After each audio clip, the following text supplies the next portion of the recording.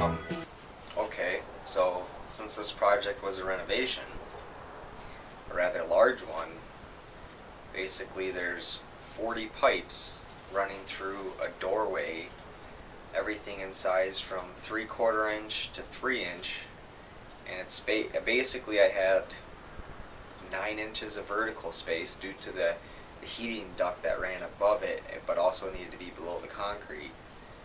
So it took a lot of planning trying to figure that all out. Every joint has to be in the correct space, otherwise you take up too much space and suddenly you gotta cut out like half the joints in order to make things fit again. Excuse me. That room was, let's see, on one side of it, it is, I want to say, just over 6 feet wide, something like 74 inches, and there's 3 pumps and an inflow cleaning system. And then a shelf had to be built to add 2 filters and a heat exchanger and a spa blower.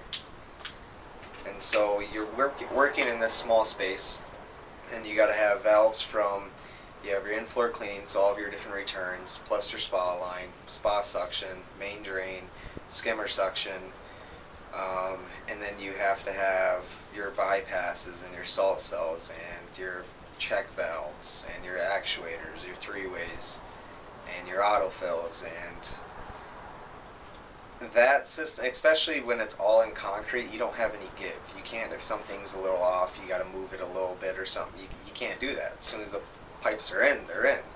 So that took a lot more planning than I've had to do on any other system ever. Thankfully, it's in. I mean, it took long enough. That's the type of job where I pretty much locked myself in the plumbing room for a week to figure that one out. I think I spent more time thinking than I actually did plumbing, but in the end, it's in. So I'm happy with it. I don't know. It's a titanium heat exchanger. It's hooked up to the boiler system, so it's mounted on the wall on the shelf. It's behind the smaller of the 2 filters, and it's relatively hidden. That was kinda, I guess you could say the saving grace of putting that in there is I didn't have to put in a gas-powered heater, because that would have taken up way too much space. Because the other problem is on the shelf, I only had about 4 of the 6 feet to work with, because that's also the access hatch to the crawl space, the attic. So I couldn't fill up the entire shelf, and I had to leave room for the ladder. So that was kind of interesting.